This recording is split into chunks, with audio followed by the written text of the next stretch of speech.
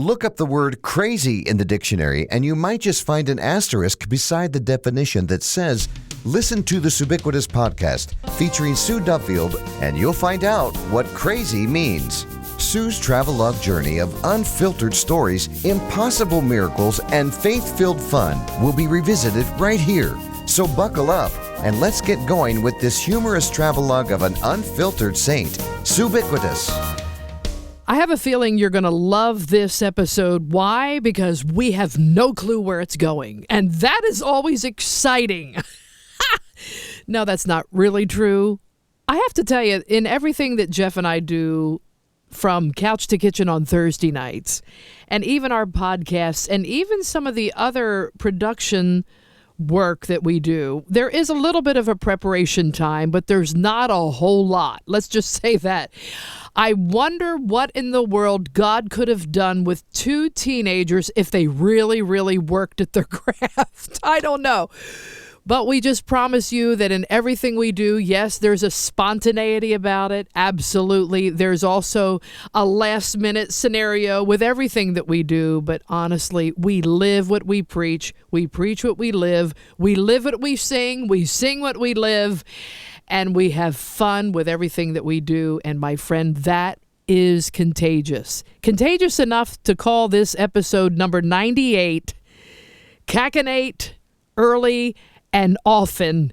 It's the sacred art of laughing at yourself. Now, I don't know how it happens, but every single day of my life, I got to tell you, I have a good laugh at myself.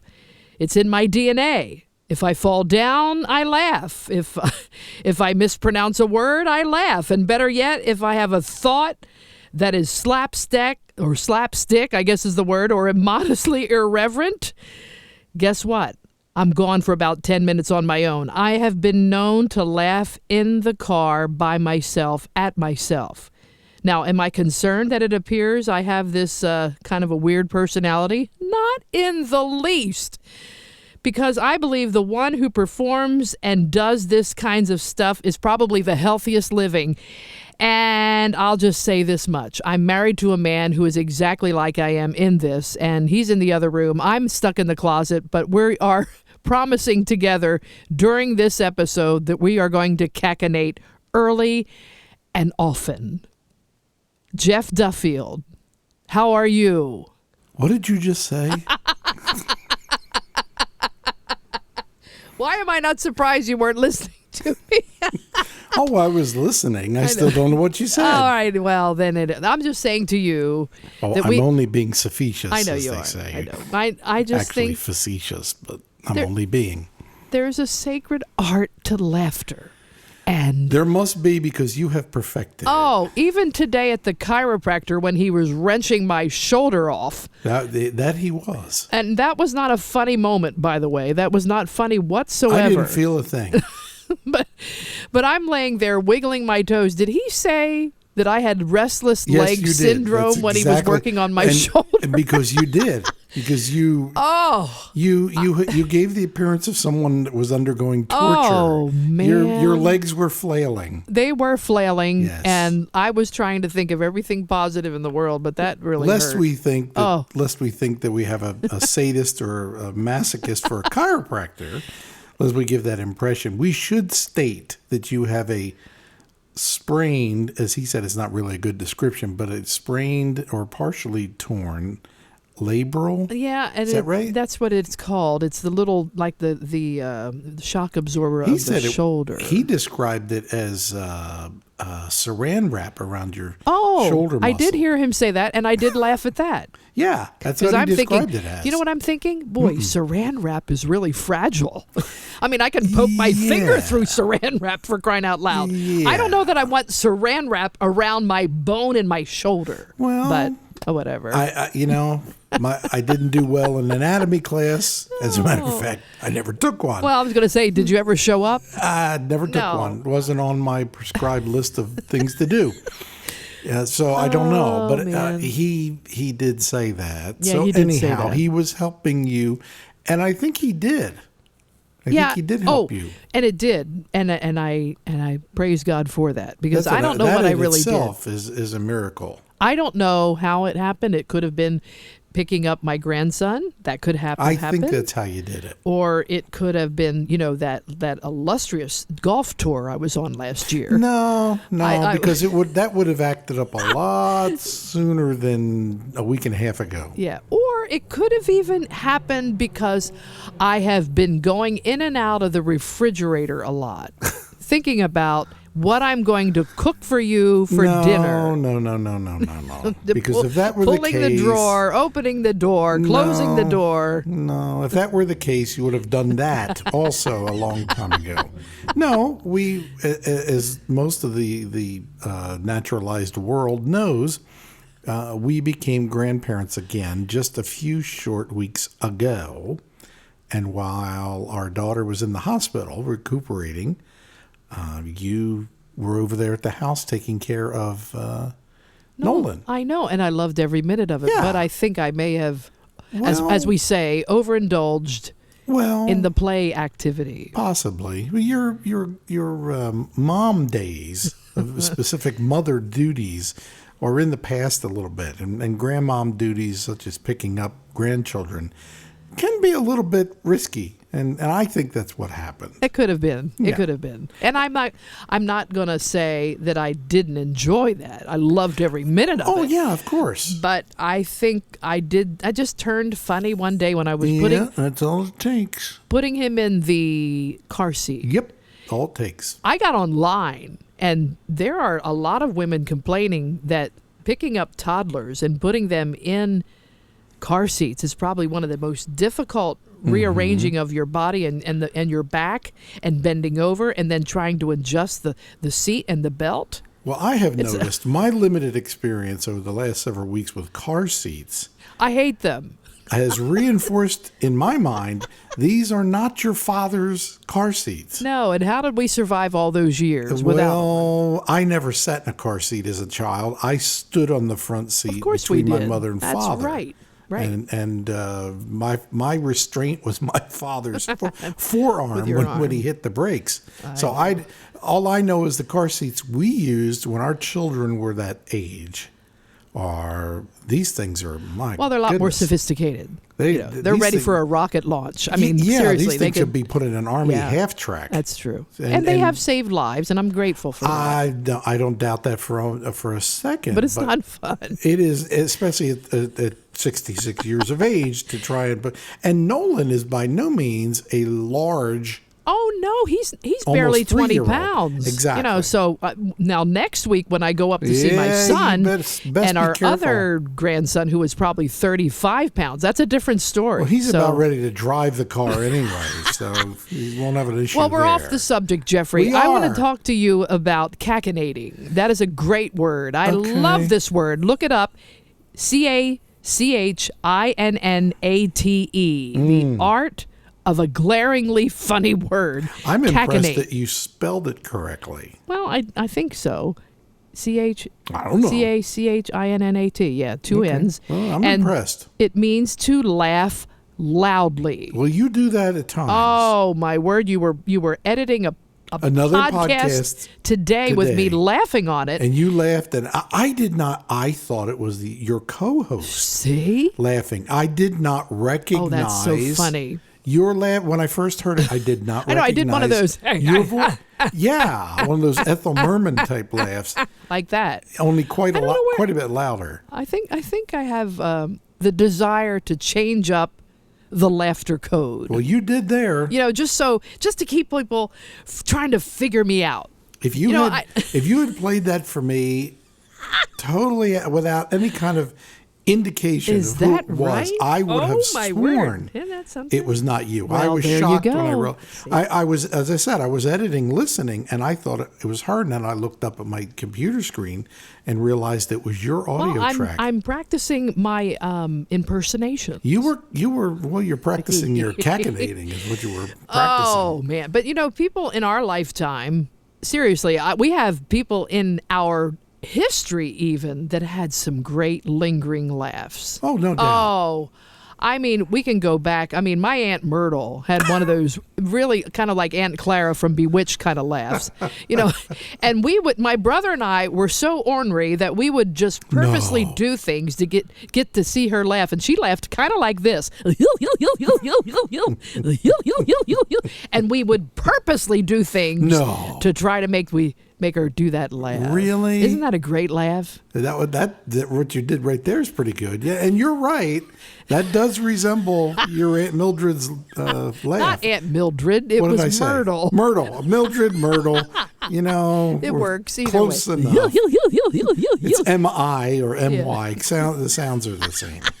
Another laugh was Diane Cannon, the actress. Remember? Yeah. Yeah, man. Definitely. Diane Cannon was on the Johnny Carson show, and I think for sure, there is no doubt, not only was she a great actress, but she's beautiful, but she had one of those lingering, long laughs that... A laugh that if you start, if an audience is witnessing it, she doesn't have to say anything. No, just laugh, and everyone starts laughing. It doesn't even have the subject matter doesn't even have to be funny. Right. And I can let me see if I can kind of interpret my Diane Cannon impersonation. I don't know. I don't know. It was like a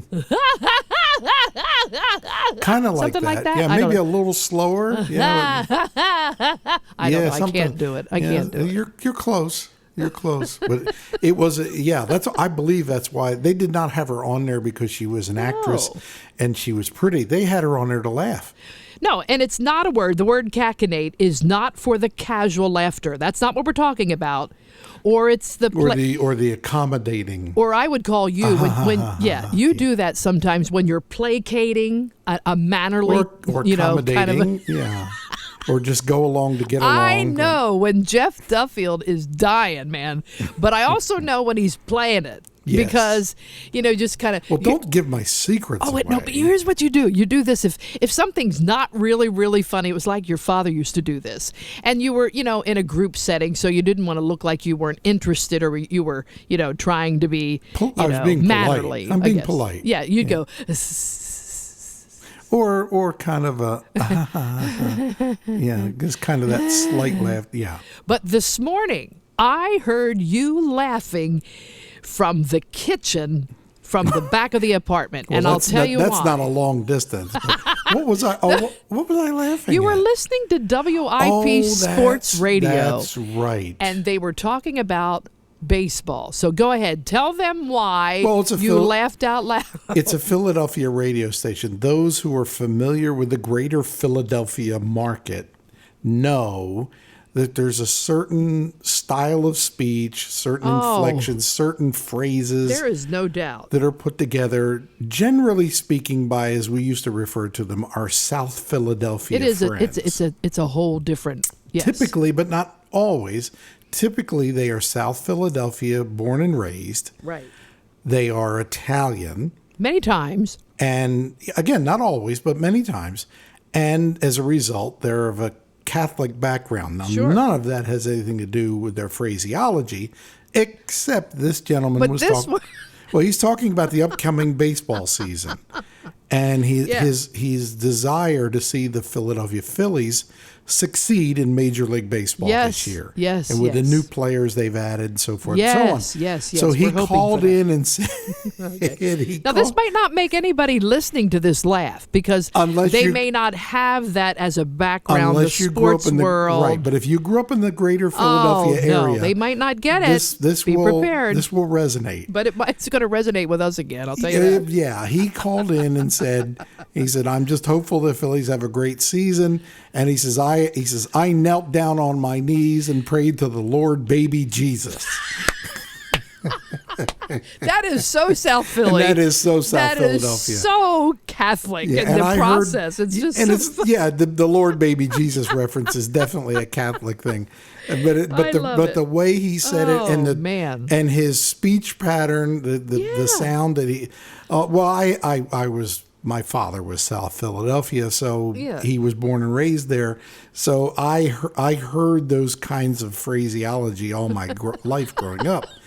And it was kind of reminiscent to hear it all over again. And then your son later. And I wasn't expecting it. No. That was, No, and your son later on in the day also posts the same exact thing. And I asked him if he listened He said to he didn't. WIP. He No. said he doesn't listen to No, that. it's So maybe his grandfather's influence. Oh on him, man, yeah. or maybe it's just The infant baby Jesus, as if that's going to help the cause of a Major League Baseball team. No, try hitting the ball. Try hitting the ball and might- playing baseball. That's going to do you a lot more good That's than right. getting on your knees and praying to the Lord, baby Jesus. Well, there was another time that you talked about, and then after this, you're done for the day. But anyway, I can't wait.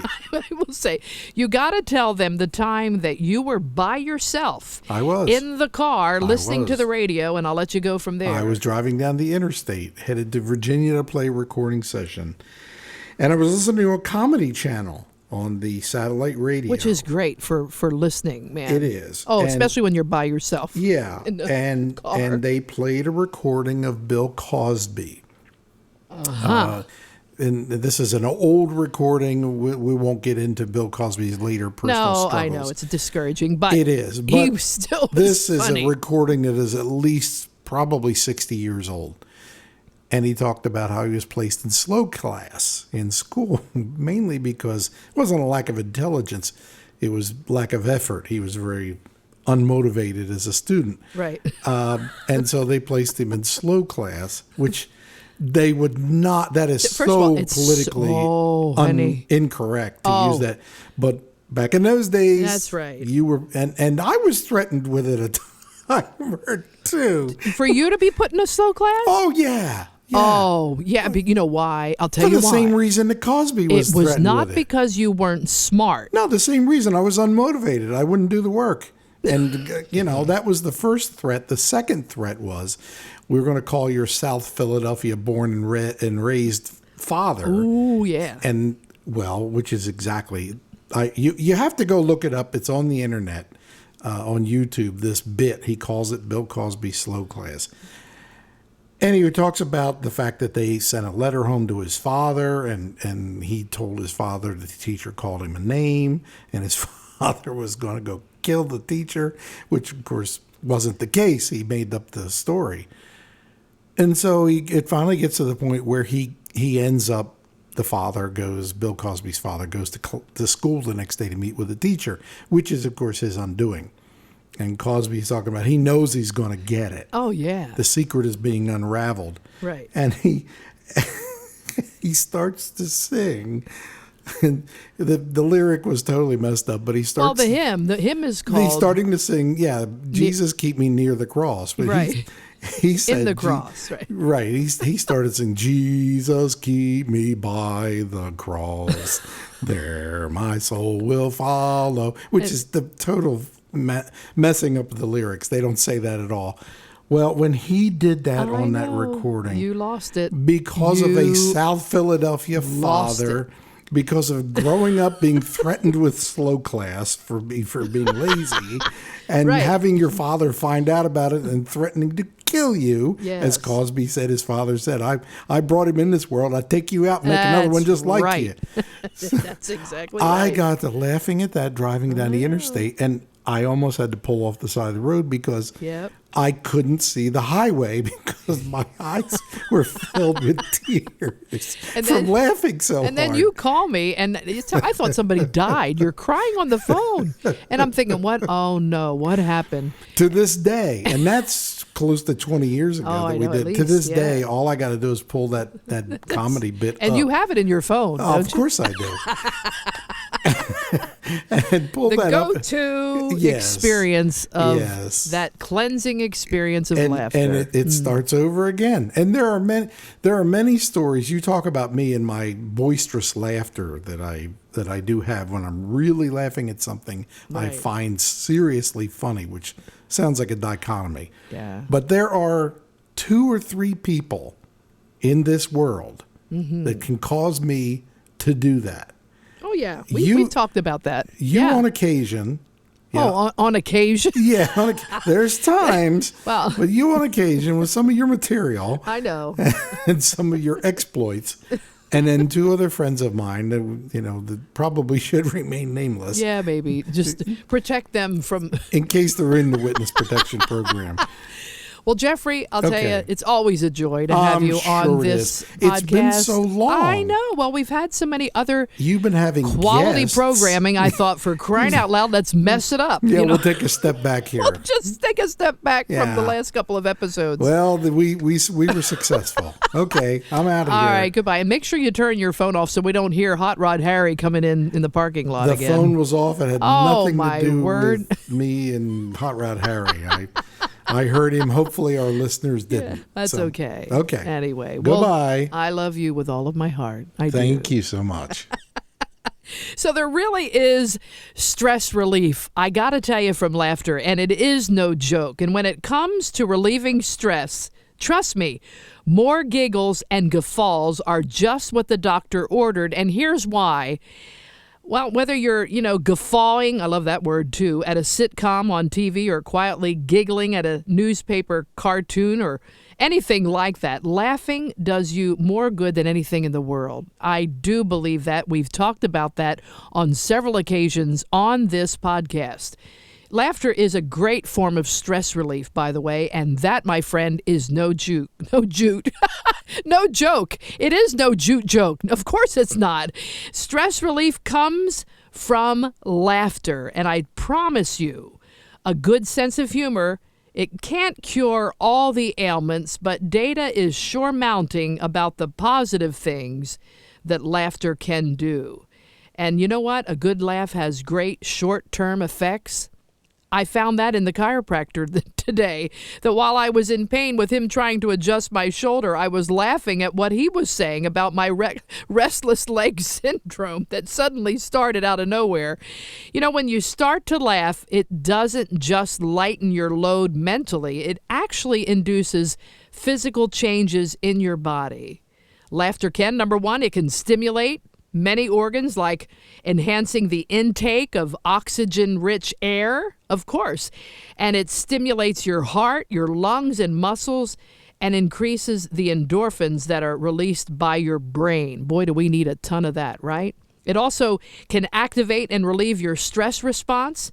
A rollicking laugh fires up and then cools down your stress response. And it can increase and then decrease your heart rate and blood pressure. Praise God for that. It's a great, relaxed feeling, so don't take this laughter thing too lightly. It also can stimulate circulation and aid in muscle relaxation. I remember my dad would tickle my brother and I to a point of just total exhaustion before we'd go to bed at night. And my mom would say we'd be snoring the whole night long for probably 8 or 9 hours. And so it does reduce some of the physical symptoms of a stress-filled day. But there are, as I'm finding out, some long-term effects too. Laughter isn't just a quick pick-me-up. It's also good for you over the long term. Here's what doctors are saying. It improves your immune system. Negative thoughts can manifest into all kinds of weird chemical reactions that can affect your body by bringing more stress into your system and decreasing your immunity. We don't need that, especially now. We need our immunity to be strong. It also can relieve pain, and laughter can ease pain by causing the body to produce its own natural painkillers. It also can increase personal satisfaction. Laughter can also make it easier to cope with difficult situations. I'll never forget, a friend of mine told me, as difficult as it sounds, they were coming and going in and out of a funeral home for her great aunt that was in the casket. And her sister comes walking in and unfortunately tripped and fell in the casket. Now, during the time, that's a horrific thing.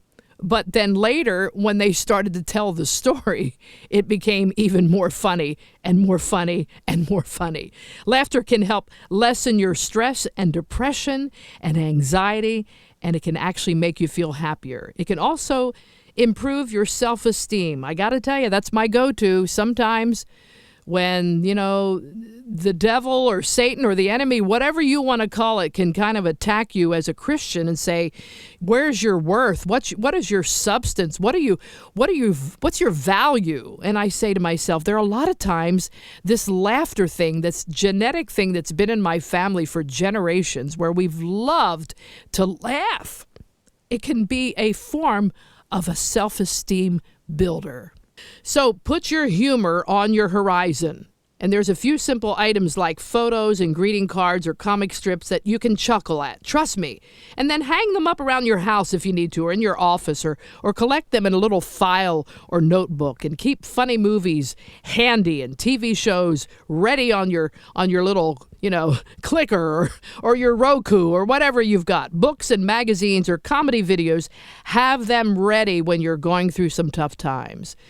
And laugh, and the world will laugh with you. I've often found a way to laugh about my own situation and watch my stress begin to fade away. Praise God for that.